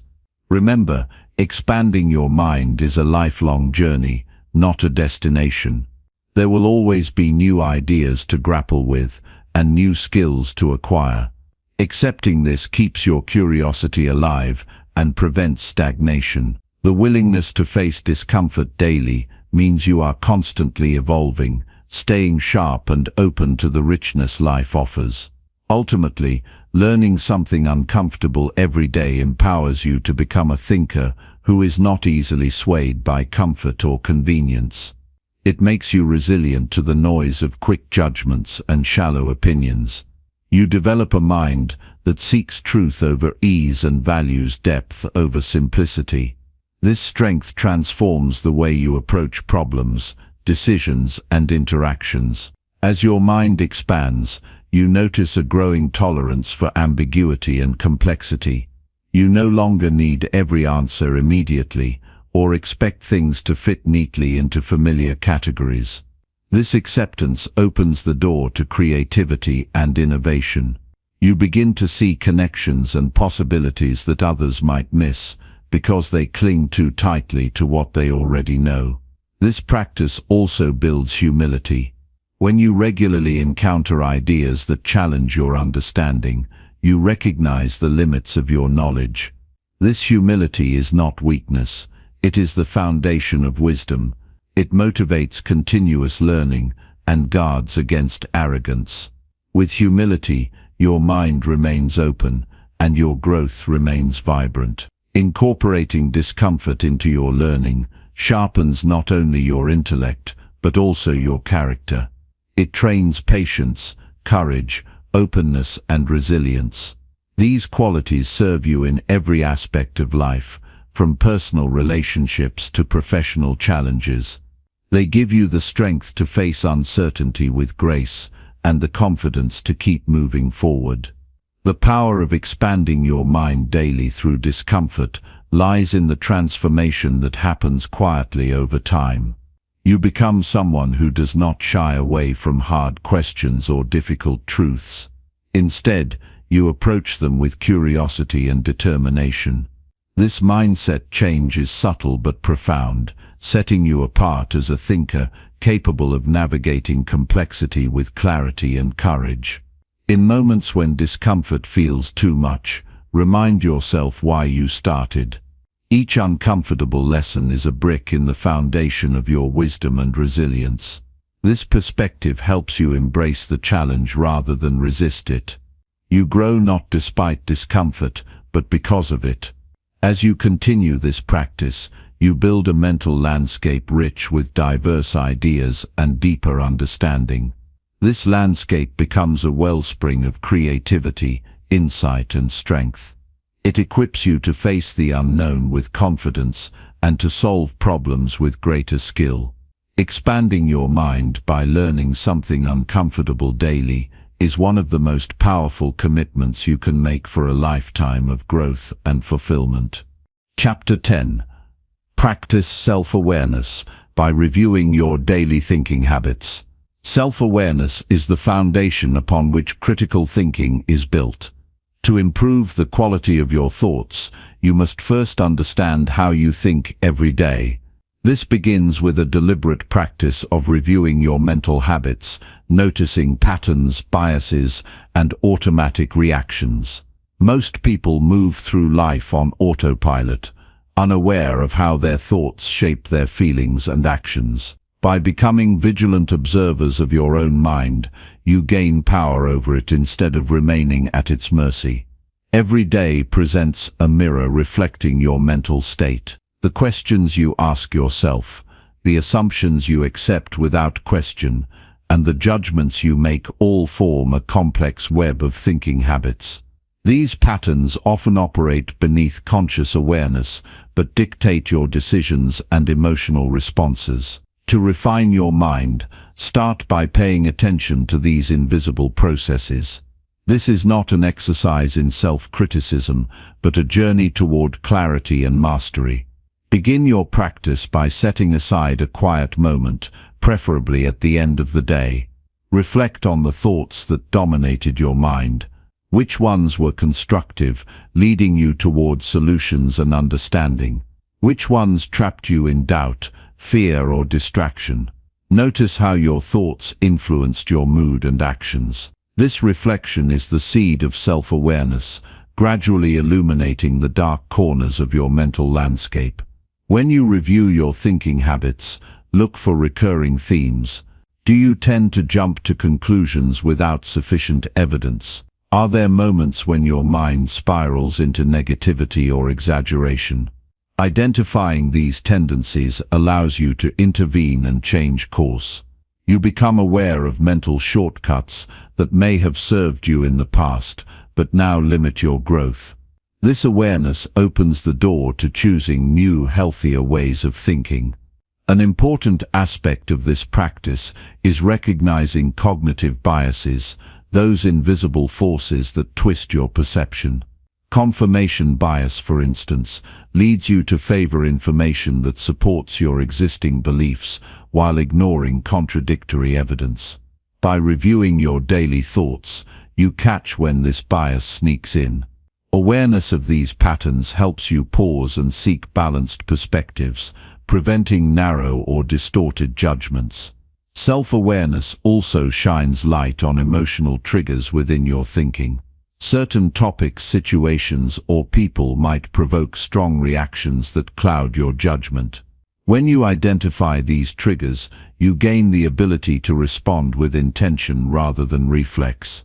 This shift transforms reactive thinking into thoughtful deliberation, strengthening your critical faculties and emotional resilience. Journaling is a powerful tool to deepen this self-review. Writing down your thoughts daily clarifies what occupies your mind and reveals habits you might miss in fleeting moments. It's a way to externalize internal dialogue, making it easier to analyze objectively. Over time, patterns emerge that provide insight into how you interpret experiences and where you can improve your thinking process. As you engage in this daily mental audit, you begin to distinguish between useful thoughts and mental noise. Not all thoughts deserve your attention. Some are distractions rooted in anxiety or unhelpful narratives. Learning to filter these out is an essential skill. You develop a mental discipline that focuses on thoughts contributing to your goals, values, and clarity, rather than feeding confusion or doubt. The practice of reviewing your thinking is also about embracing honesty. It requires you to confront uncomfortable truths about your mind, your blind spots, errors, and limitations. This can be unsettling but is necessary for growth. A mind unwilling to face its flaws stagnates. In contrast, honest self-examination leads to continuous improvement and a more accurate understanding of yourself and the world. This habit cultivates a sense of ownership over your thoughts. Instead of being swept away by every passing idea or emotion, you learn to stand back and choose which mental paths to follow. This ownership increases mental freedom and reduces impulsivity. You begin to realize that your thoughts are tools, not tyrants, and you can wield them with intention. Another benefit is the sharpening of your decision-making. When you regularly analyze how you think, you become aware of patterns that either support or undermine good choices. This insight helps you build better strategies for weighing options and anticipating consequences. Over time, your judgment becomes more reliable, informed by self-knowledge rather than fleeting impulses. The process of self-awareness through reviewing daily thinking also enhances your emotional intelligence. Understanding how your thoughts connect to feelings allows you to manage emotions more effectively. You gain clarity about why certain situations provoke stress, anger, or doubt. This clarity gives you the power to transform emotional turmoil into calm, constructive responses. This practice encourages patience. Change in thinking habits does not happen overnight. The mind resists unfamiliar territory, preferring the comfort of old patterns. But by consistently reviewing and reflecting, you chip away at these barriers. Small daily steps accumulate into lasting transformation, making your thinking sharper and more deliberate. To maintain this practice, develop a simple ritual. It could be a few minutes each evening to reflect silently, or a journal entry answering questions like, "What dominated my thoughts today? Were these thoughts helpful or harmful? How did my thinking influence my actions and feelings? What patterns did I notice?" This ritual anchors self-awareness into your daily routine, ensuring steady progress. Beyond personal reflection, consider inviting trusted feedback from others. Sometimes blind spots are clearer to those around us. Honest conversations about your thinking habits can reveal hidden biases or assumptions. This external perspective complements your internal review and accelerates growth. Self-awareness through reviewing your thinking is not about perfection, it's about progress and presence. It's a lifelong commitment to knowing yourself more deeply and guiding your mind toward clarity and wisdom. This discipline transforms mental clutter into coherent thought, impulsive reactions into considered responses, and confusion into insight. By practicing this daily habit, you cultivate a mental environment where clear, rational, and intentional thinking can flourish. You become less vulnerable to manipulation, less prone to error, and more capable of navigating complexity with calm and confidence. This clarity is the bedrock of effective critical thinking and the key to personal mastery. The benefits ripple beyond your inner world. Improved self-awareness influences your relationships, work, and decisions. When you understand your mental patterns, you communicate more clearly, resolve conflicts with greater empathy, and make choices aligned with your true values. Your presence becomes more grounded and authentic, inspiring trust and respect. This path requires courage and discipline. It asks you to pause regularly and look inward, sometimes confronting uncomfortable realities. Yet, the rewards are profound. The mind that is aware of itself is strong, adaptable, and wise. It is a mind prepared to face life's challenges with steadiness and clarity. Commit to this practice with patience and kindness toward yourself. Growth unfolds in layers, not leaps. Celebrate small insights and be gentle with setbacks. Over time, the habit of reviewing your daily thinking shapes you into a person who masters thoughts rather than being mastered by them.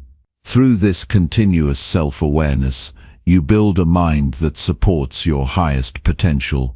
You become the architect of your thinking, designing it intentionally to serve your goals and values. This clarity of mind is not a gift, but a skill cultivated through consistent mindful practice. The journey to sharpen your critical thinking begins by understanding your own mental habits deeply. When you practice self-awareness by reviewing your daily thinking, You step into the role of a thoughtful observer and wise steward of your mind. This is the cornerstone of lasting personal growth and the pathway to a life lived with intention and insight. Chapter 11. Question authority by using logic over pressure.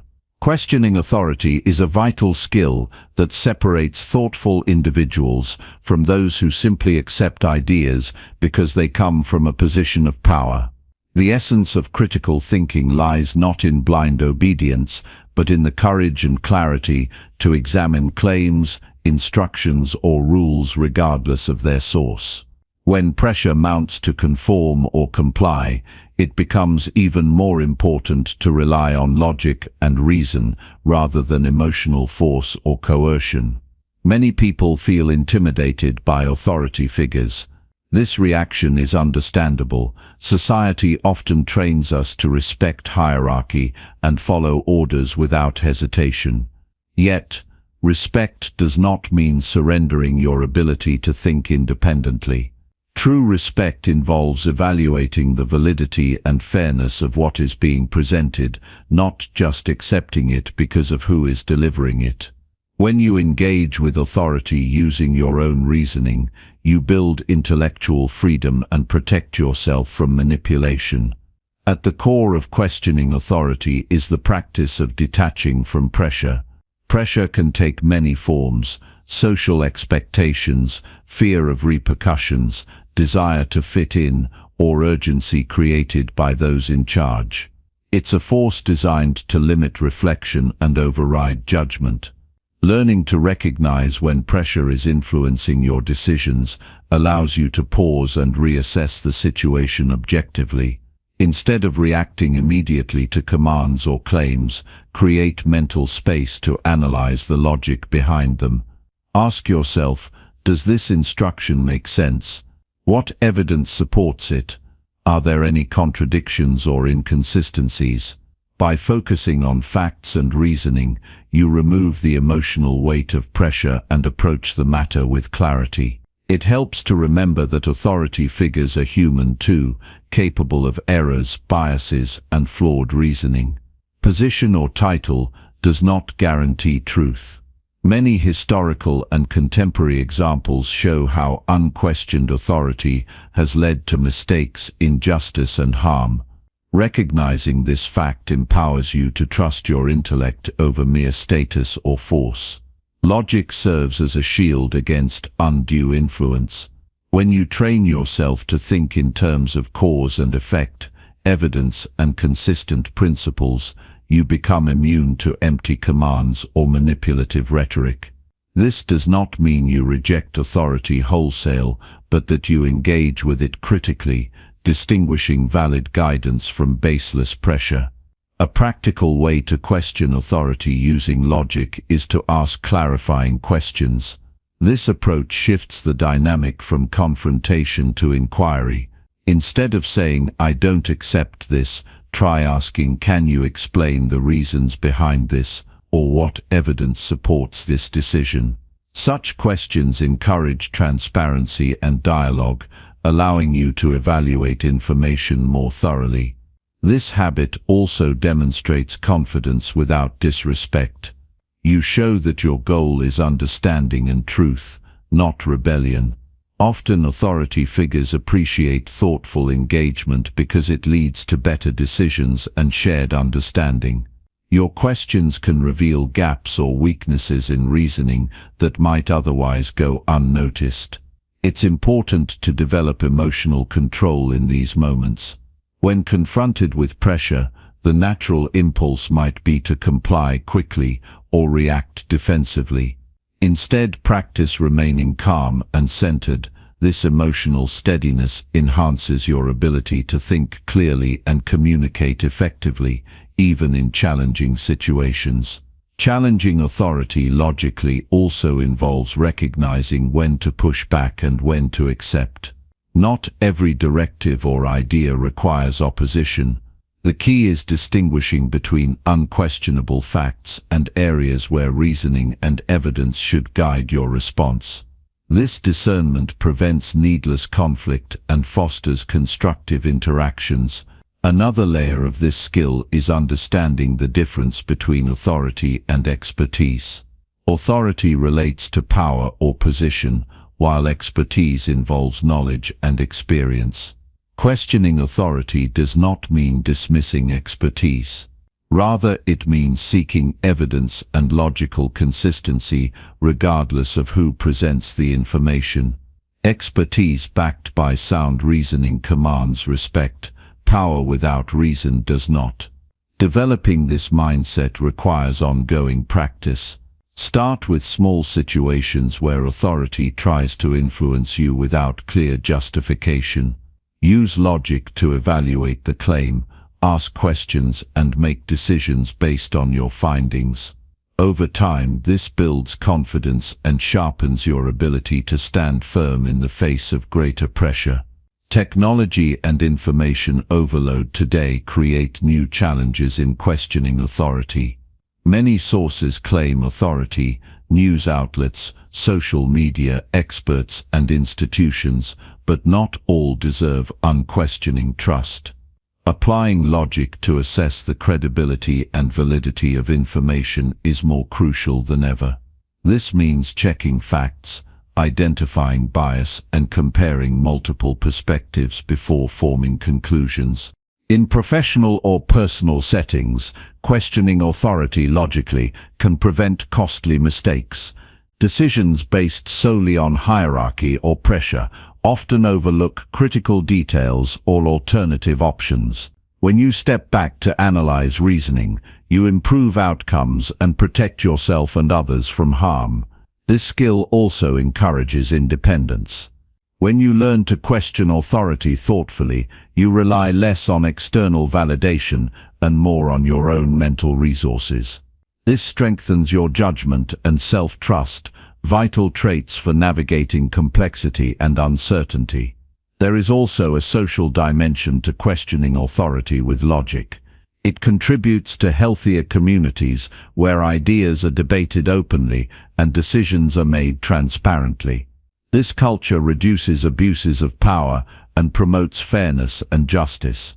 Your individual practice feeds into a collective environment of accountability and respect for truth. It is worth noting that questioning authority does not mean disrespect or cynicism. It is an act of responsibility and courage. Respectful inquiry advances knowledge and integrity, while blind acceptance can lead to stagnation and injustice. The difference lies in your approach, grounded in logic, calmness, and a sincere desire to understand. As you cultivate this approach, you will notice a shift in how others respond to you. People recognize and respect those who think clearly and question respectfully. Your voice gains influence because it is rooted in reason and not reaction. This empowers you to lead by example and inspire critical thinking in others. In moments when pressure intensifies, remind yourself of the value of logical analysis. Even when others expect immediate compliance, your thoughtful response honors your autonomy and protects your integrity. This is not rebellion for its own sake, but a principled stand for clear thinking. To strengthen this habit, consider practicing mental exercises that sharpen logical reasoning. Puzzles, debates, and studying principles of sound argumentation build mental muscles. The more skilled you become at analyzing claims, the easier it is to question authority intelligently. Reflect on your past experiences where pressure influenced your decisions. Were there times you acted without enough scrutiny? What were the consequences? Learning from these moments fuels your commitment to questioning authority with logic rather than submission. Over time, this practice becomes second nature. You no longer feel overwhelmed by authority or pressured into compliance. Instead, you engage thoughtfully, balance respect with inquiry, and make decisions grounded in reason. This mindset is a cornerstone of mature critical thinking and personal empowerment. Ultimately, the goal is to free your mind from coercion and lead with clarity. Questioning authority, using logic, protects your freedom to think independently and ensures that your choices are wise and informed. It is a skill that serves you throughout life, allowing you to navigate power dynamics with confidence and integrity. By standing firm on the foundation of logic, you develop resilience against manipulation and build a life shaped by deliberate, reasoned decisions. This strength benefits your relationships, work, and overall sense of self. You become a thoughtful participant in the world, capable of both respect and discernment. This ongoing commitment to questioning authority is a path to intellectual freedom. It reminds you that power alone does not dictate truth. Your mind, equipped with logic and calm inquiry, is your greatest tool for understanding and growth. When pressure arises, you answer not with blind compliance but with thoughtful challenge grounded in reason. Chapter 12. Strengthen your decisions by measuring risk and reward. Making strong decisions requires more than just intuition or impulse. It demands a clear understanding of what's at stake. Every choice we face carries both risks and rewards, and the skill lies in carefully weighing these factors before moving forward. This process isn't about avoiding risk altogether, but about measuring it wisely and balancing it against the potential benefits. When you begin to view decisions through the lens of risk and reward, you empower yourself to act with greater confidence and clarity.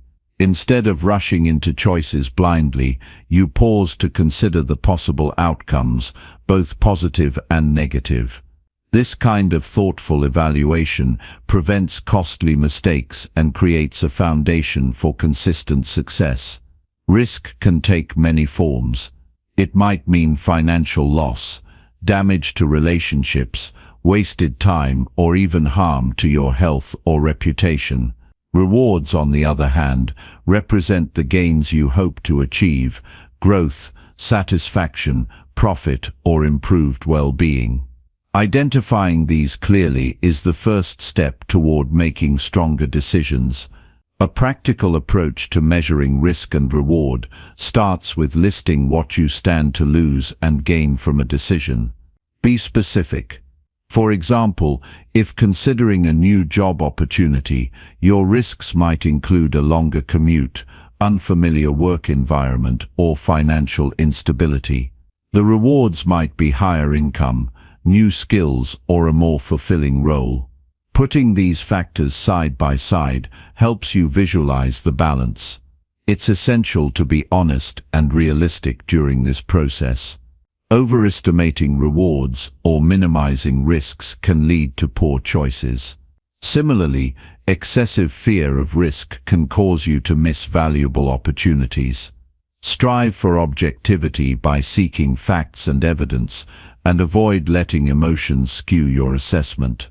Another important aspect is understanding your personal tolerance for risk.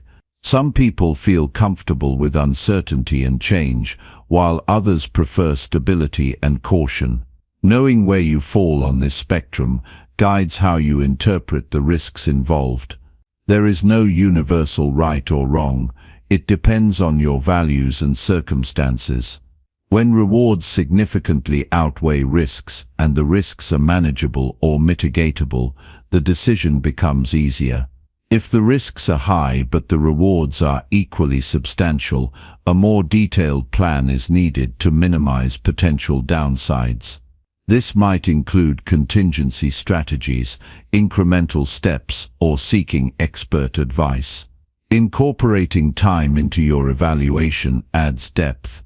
Consider short-term versus long-term consequences.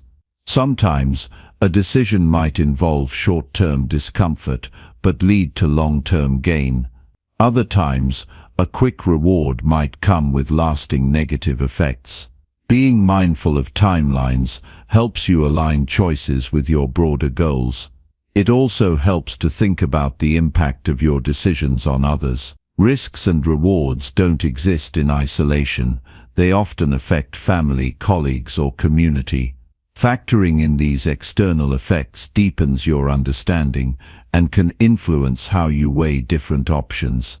Developing this skill takes practice. Start with everyday decisions to build your ability to assess risk and reward quickly and accurately. For example, deciding how to spend your free time or whether to try a new activity can serve as useful exercises in balancing potential outcomes. Pay attention to past decisions and their results. Reflect on choices where you successfully balanced risk and reward, as well as those where you missed the mark. What lessons did you learn? How can you apply that knowledge to future situations? This reflection sharpens your judgment over time. Avoid paralysis by analysis. It's possible to get stuck trying to calculate every detail endlessly. At some point, a decision must be made based on the best information available.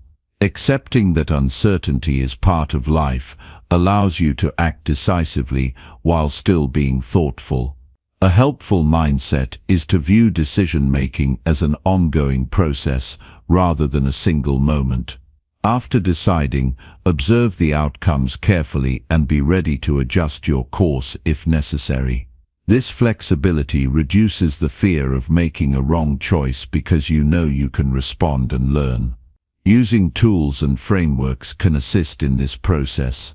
Techniques such as pros and cons lists, risk matrices, or decision trees help organize your thoughts and clarify complexities. These structured approaches bring discipline and consistency to how you evaluate options. Cultivating patience is crucial when measuring risk and reward. Rushed decisions often overlook important factors. Taking the time to gather relevant information, consult trusted sources, and weigh options thoroughly leads to stronger outcomes. Patience signals respect for the gravity of your choices. Another dimension is managing emotions. Fear, excitement, or pressure can cloud judgment. Developing emotional awareness helps you recognize when feelings influence your assessment unfairly.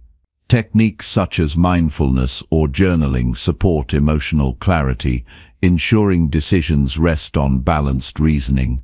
Risk isn't inherently negative, it's a natural part of growth and progress. Without some willingness to accept risk, opportunities remain closed. The key is to engage with risk consciously, not recklessly, making calculated moves that align with your values and goals. Reward, too, deserves careful thought. Not all rewards are equal in significance. Some bring fleeting pleasure, while others contribute deeply to your sense of purpose and fulfillment. Clarifying what kind of rewards matter most to you focuses your decision-making toward meaningful outcomes. When facing complex decisions, breaking them into smaller parts can improve risk-reward analysis. Evaluate each component individually, then consider how they combine to shape the overall picture. This granular approach prevents overwhelm and promotes clearer insight. Seeking external perspectives adds valuable clarity. Trusted mentors, friends, or professionals can offer viewpoints you might miss. They may highlight risks you hadn't considered or point out rewards you overlooked. However, remember to maintain your own reasoning as the final guide. Learning to say no is an important outcome of mastering risk and reward evaluation. Not every opportunity is worth pursuing. Declining options that pose disproportionate risk or minimal reward preserves your energy and resources for better choices. Building discipline around this skill also means setting criteria for decisions in advance. When you establish what level of risk is acceptable and what rewards are worth pursuing, you create a framework that simplifies future choices. This reduces stress and speeds up your decision-making process. Life's unpredictability means no risk-reward analysis is perfect. Unforeseen factors will arise, but your goal is to prepare as well as possible and respond with agility. Confidence grows when you know you've thoughtfully considered the stakes, regardless of the outcome. In summary, strengthening your decisions through measuring risk and reward transforms how you approach challenges. It moves you from reactive to proactive, from uncertainty to informed action. This habit empowers you to make choices that are aligned with your vision and resilient against pitfalls. By consistently practicing this approach, you develop sharper judgment and greater trust in yourself. You learn to navigate complexities with calm assurance, turning potential threats into calculated opportunities. This balance is a cornerstone of wise decision-making and personal growth. Ultimately, the power to measure risk and reward thoughtfully shapes not only your decisions, but your entire life trajectory. It opens the door to purposeful progress and deeper satisfaction. The clearer you become in this process, the stronger your path forward becomes, steady, intentional, and filled with possibility. Chapter 13. Build stronger views by reading from multiple sources. To build stronger, more resilient views, it's crucial to expose yourself to a broad spectrum of ideas. Reading from multiple sources is not merely about gathering more information. It's about deepening your understanding and developing the ability to see an issue from various angles. This practice enriches your perspective and strengthens the foundation of your opinions. When you limit your reading to just one source or viewpoint, you risk falling into narrow thinking or confirmation bias. That happens when you only absorb information that supports what you already believe, reinforcing existing ideas without challenge. Over time, this can lead to rigid opinions that crumble when faced with opposing evidence. Diverse reading offers balance. Different authors approach subjects with unique backgrounds, biases, and priorities. By engaging with contrasting perspectives, you learn to identify nuances and complexities rather than accepting simplified narratives. This doesn't mean you must agree with everything you read, but it ensures you consider the full picture before forming conclusions. This process sharpens critical thinking. When confronted with conflicting ideas, you develop the skill to analyze the validity of arguments, check sources, and assess evidence. Instead of accepting claims at face value, you question motivations and logic. This habit protects you from misinformation and manipulative rhetoric. Reading broadly also increases your intellectual humility. Recognizing that no single source has all the answers encourages openness to change and growth. This humility creates space for learning and adaptability, qualities essential in a world that is constantly shifting. Building stronger views doesn't happen overnight. It requires intentional effort to seek out materials that challenge your comfort zone. If you tend to read only familiar authors or outlets, intentionally branch out. Explore works from different political leanings, cultures, or disciplines. Each new source adds layers to your understanding. For example, if you're trying to understand a complex social issue, reading only one newspaper or blog limits your knowledge. Including perspectives from academic research, international news, and voices from affected communities broadens your insight. This range of input allows you to see not just the surface details, but the underlying factors and implications. It's also valuable to compare contemporary sources with historical ones. Looking at how ideas have evolved over time helps you appreciate the context and progression behind current debates. It shows you what arguments have endured, which have shifted, and why. In the digital age, access to diverse sources is easier than ever. However, this convenience comes with challenges. Not every source is credible or well-informed. Distinguishing between trustworthy and unreliable information becomes a crucial skill. Check credentials, look for supporting data, and be wary of sensationalism or emotional appeals designed to sway rather than inform. Maintaining a balanced reading diet helps prevent intellectual fatigue or overwhelm. Instead of trying to consume everything at once, rotate through different types of sources regularly. This approach keeps your mind engaged and prevents tunnel vision. When you engage with multiple viewpoints, you also become better at articulating your own position. Understanding counter-arguments equips you to respond thoughtfully and confidently. It's easier to communicate your ideas when you've anticipated challenges and considered alternative reasoning. This breadth of knowledge fosters empathy as well. Seeing the world through different eyes helps you appreciate why others think differently. It softens judgment and builds bridges instead of walls, promoting dialogue over conflict. Strong views grounded in diverse reading are less likely to be swayed by fleeting trends or peer pressure.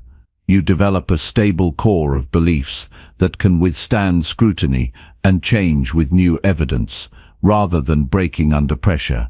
It's important to cultivate curiosity in this process. Let the pursuit of knowledge be driven by genuine interest, not just the desire to confirm your opinions. Curiosity opens doors to unexpected insights and connections between ideas that might seem unrelated at first glance. Journaling or discussing what you read with others can deepen this practice. Writing forces you to organize your thoughts clearly, while conversations expose you to fresh interpretations. Both activities refine your thinking and reveal gaps in understanding. Avoid the trap of passive reading. Engage actively by questioning, summarizing, and reflecting on what you encounter. This turns reading from a passive intake of words into a dynamic exercise in reasoning and growth. Building stronger views is not about accumulating facts for debate, but developing wisdom through diverse knowledge. It's a journey from superficial understanding to profound insight, one that makes your perspectives richer, more flexible, and ultimately more reliable. In the end, reading widely strengthens your mental resilience. It equips you to face complexity with confidence and grace. Your opinions become tools for thoughtful engagement rather than rigid doctrines. This openness allows you to adapt and thrive in a world full of uncertainty and change. By committing to read from multiple sources, you empower yourself to become a lifelong learner, capable of navigating information overload with discernment and clarity. This habit transforms how you think, speak, and act, shaping not only your views but your very approach to life. Chapter 14. Raise your standards by expecting proof, not promises. Expecting proof instead of promises is one of the most powerful ways to raise your standards and protect yourself from disappointment. In a world full of empty assurances and vague commitments, holding firm to evidence becomes your anchor. It allows you to separate genuine intentions and capabilities from mere words that often fail to deliver. Too often, people rely on promises alone, trusting what is said without demanding tangible results. This habit leaves them vulnerable to unmet expectations, broken trust, and frustration. Words can sound convincing and hopeful, but without proof, they remain just that. Words. Learning to ask for proof raises the bar not only for others but also for yourself, fostering a mindset rooted in accountability and clarity. Proof acts as a clear measure of reliability. When someone offers evidence to back their claims, it signals respect for your time and intelligence. It shows they value follow-through and are willing to be held accountable. This transparency builds trust in a way that promises never can, because it is rooted in reality, not possibility. Raising your standards by demanding proof encourages others to match your expectations. When people know you expect concrete outcomes, they are more likely to deliver. It shifts interactions from vague assurances to specific commitments backed by action.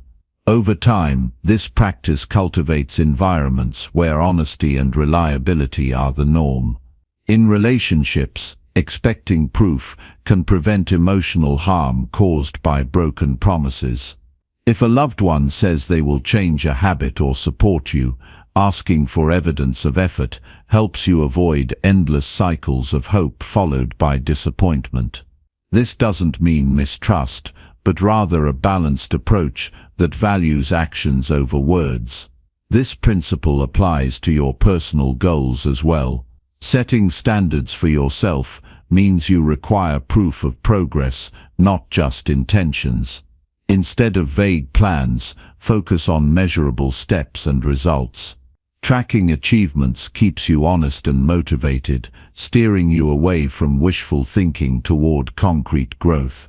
Business and professional settings especially demand proof over promises. When dealing with contracts, partnerships or purchases, insisting on documented proof protects you from scams and poor decisions. Data, testimonials, certifications and trial results become your safeguards against empty claims. The discipline to expect proof sharpens your judgment. You learn to recognize when something is too good to be true, or when promises are designed to manipulate. This skill is invaluable in a media-saturated age, where misinformation and marketing hype are rampant. Being proof-oriented makes you less susceptible to hype and more grounded in facts. One of the challenges in this approach is balancing skepticism with openness. It's not about doubting everyone automatically, but about requiring evidence before fully committing trust or resources. This distinction preserves a healthy mindset that is cautious but fair. Raising your standards in this way leads to stronger boundaries. You stop tolerating vague explanations or empty words. Instead, you ask for what you deserve: clarity, honesty, and proof. This protects your emotional and mental energy by reducing unnecessary worry over unfulfilled promises. Cultivating this habit also builds your confidence. When you operate on proof, you base decisions on facts, which provides solid ground. You become less reactive to disappointment because your expectations are realistic and anchored in evidence. This steadiness supports better decision-making and emotional resilience. This mindset shift requires patience and persistence. Some people will resist providing proof because it requires effort or exposes weaknesses. Others may try to evade your requests or offer excuses. Staying firm without aggression or cynicism sends a clear message: your standards are non-negotiable. You can start by questioning promises gently. For example, if someone promises to help, ask how and when they plan to do it. If a product claims certain benefits, seek reviews, demonstrations, or data. When setting goals, define clear milestones that prove progress.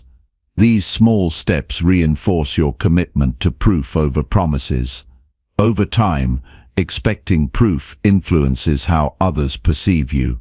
You become known as someone reliable, thoughtful, and serious about quality.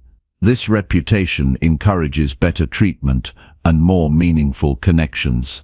People bring their best when they know you value accountability. This approach can transform not only external interactions but your internal dialogue. Instead of promising yourself change, commit to proving it through action. Replace vague hopes with daily habits that show progress. Celebrate evidence of growth rather than just intentions. This clarity fosters real transformation. It's important to recognize proof comes in many forms. Sometimes it's data or documents. Other times, it's consistent behavior, testimonials, or completed tasks. Learning to identify valid proof in context sharpens your discernment.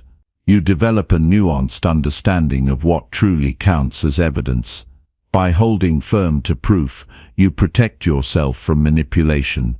Those who rely solely on promises often do so because they lack substance. Demanding evidence exposes this emptiness and encourages honesty. This protects your interests and cultivates a healthier environment around you. The power of expecting proof reaches beyond individual interactions. It builds a culture of integrity and responsibility. When enough people raise their standards, societies become more transparent and accountable.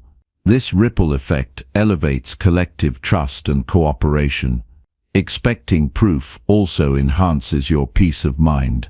When your expectations are based on reality, you reduce anxiety caused by uncertainty. You develop clearer judgments about whom and what to trust. This clarity leads to better choices and more fulfilling relationships. In practice, this means approaching promises with a thoughtful mindset rather than blind faith. Ask for timelines, evidence of preparation, or past examples of success. Encourage openness by expressing that proof helps build stronger, more honest connections. This invitation often leads to improved communication. This mindset shift requires humility too. Sometimes you may realize that even your own promises need proof. Holding yourself accountable by demonstrating what you say builds your integrity. It's a commitment to living authentically and with honor. Ultimately, raising your standards by expecting proof empowers you. It's a way to protect your time, energy, and trust from being wasted. It encourages growth in yourself and those around you. It promotes a life built on substance rather than empty words. When you make proof the currency of your standards, you invite real progress and genuine relationships. You create a foundation of trust that is hard to shake. This foundation supports success, well-being, and deeper satisfaction in all areas of life. Chapter 15. Live with intention by choosing your thoughts daily. Every day, the mind offers a vast array of thoughts, some uplifting, some destructive, and many neutral. Living with intention means actively selecting which thoughts to nurture and which to dismiss. This conscious choice shapes your mindset, mood, and ultimately the quality of your life. It requires discipline and awareness, but the rewards are immense: greater peace, focus, and purposeful action. Thoughts are not random events. They are seeds planted by your attention. When you allow negative or unproductive thoughts to dominate, they grow into limiting beliefs and patterns that hinder your growth. But when you intentionally choose thoughts aligned with your values and goals, you create a fertile ground for confidence, motivation, and resilience. Most people drift through their mental landscape passively, reacting to whatever thought arises. This reactive state makes them vulnerable to anxiety, doubt, and distraction. The difference with intentional living is the recognition that you hold the power to decide where your mind dwells. It's like being a gardener who chooses which plants to water and which weeds to uproot. Choosing your thoughts daily requires developing a habit of mindfulness. It starts with becoming aware of your mental chatter, those repetitive loops and automatic judgments that often go unnoticed. Once you observe these patterns, you gain the ability to pause before accepting or rejecting any thought. This pause is crucial. It creates space between stimulus and response, allowing you to evaluate whether a thought serves your well-being or sabotages it. Without this space, thoughts flood in unchecked, driving emotions and behaviors without conscious control. With it, you become the architect of your mental state. Intentional thought selection also means prioritizing positivity without denying reality. It's not about forcing false optimism or ignoring challenges. Instead, It's about choosing constructive perspectives that empower you to face difficulties with clarity and strength.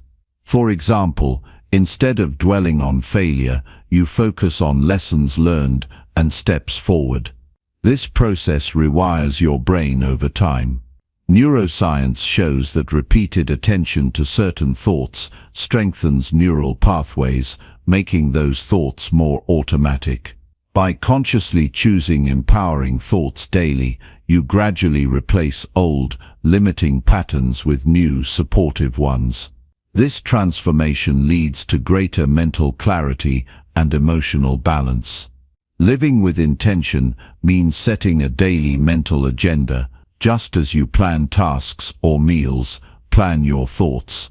Begin each day by deciding what attitudes or beliefs you want to nurture. Maybe it's gratitude, patience, or determination. When you commit to these intentionally, you guide your mind toward these qualities. Alongside this proactive approach, learn to recognize and gently discard thoughts that drain your energy. Negative self-talk, fear-based scenarios, or endless worries are mental clutter. They consume your attention and reduce your capacity to engage fully with life. By rejecting these thoughts, you create room for more productive and fulfilling ones. This practice extends beyond isolated moments. It influences how you interact with others, make decisions, and respond to events. When your thoughts are intentional, your actions become purposeful. You stop reacting impulsively and start responding with awareness and control. An essential part of this journey is patience with yourself. Changing thought habits is challenging because many patterns are deeply ingrained. You will encounter resistance and occasional lapses. What matters is your commitment to return to intentionality each time, steadily reinforcing your new mental habits. Journaling can support this process by providing a space to examine your thoughts daily. Writing down what you choose to focus on helps solidify your intentions. It reveals recurring negative themes that need attention and celebrates positive shifts. This self-reflection deepens your understanding of your mental patterns. Another helpful tool is setting reminders throughout your day to check in with your mind. These pauses reinforce awareness and encourage you to realign your thoughts with your chosen intentions. Over time, this builds mental discipline and keeps your focus sharp. Intentional thought choice also impacts your physical health. Stress and negative emotions affect sleep, digestion, and immune function. By cultivating positive and focused thoughts, you reduce stress responses and promote overall well-being. Your mind and body thrive when your mental environment is supportive. This way of living nurtures resilience. When challenges arise, an intentional mindset allows you to face setbacks without being overwhelmed. You draw on thoughts that foster problem-solving and hope rather than despair. This mental strength helps you navigate life's unpredictability with grace. Living with intention transforms ordinary days into meaningful experiences. You become more present and engaged, noticing opportunities for growth and connection. Your thoughts set the tone for your actions, creating a ripple effect that influences your environment positively. The practice encourages humility and openness.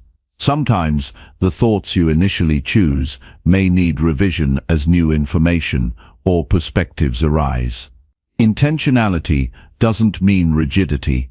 It means awareness and willingness to adapt your mental focus in service of your highest good. As you deepen this habit, you cultivate a sense of personal power. Recognizing that you control your thoughts dissolves feelings of helplessness. You realize that no matter external circumstances, your inner world remains yours to shape. This freedom is the foundation of true peace and fulfillment.